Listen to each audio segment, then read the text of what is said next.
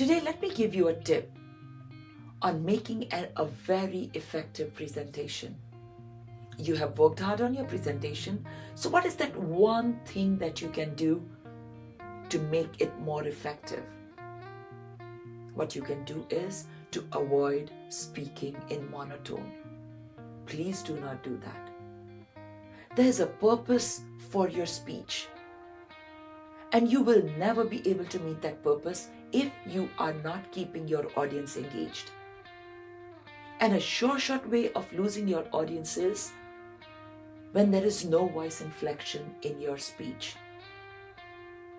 So practice voice inflection. Play with your voice. Even in your day-to-day conversations, practice voice inflection. Do not stick to a monotone. Record yourself and hear yourself. Are you using a monotone? If you are, then you know that you need to work on your voice. Think about it. You are talking about something very important right now. Your content is great, the value addition to your audience is great, but you are using a monotone.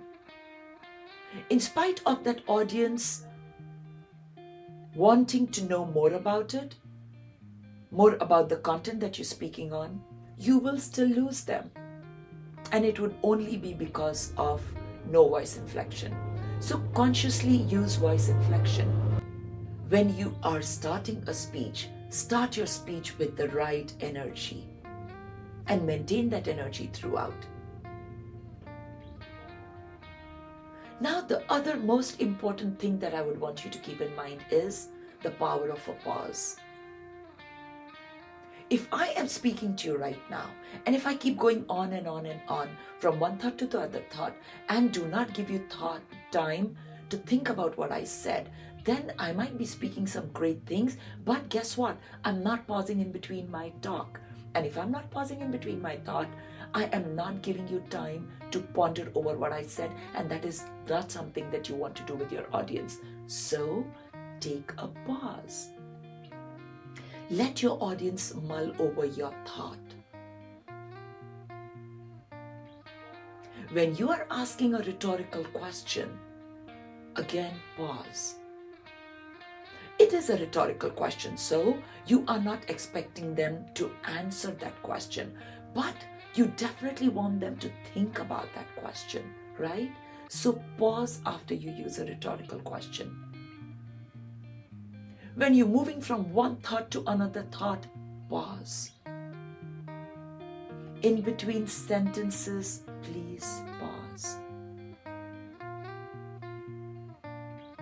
And a dramatic pause is a 3-second pause. Especially after you do a rhetorical question. Pause for 3 seconds. Let your thoughts or your questions sink into your audience minds. Let it take its effect. The other thing is, when you are speaking, make sure that you're not running too fast. Because if I'm talking too fast and not letting you think about what I'm saying, I might be saying all the right things, but guess what? I might be sounding nervous to you, or I might lose you in the process. You do not want that, right? So don't go too fast. Again, don't go too slow.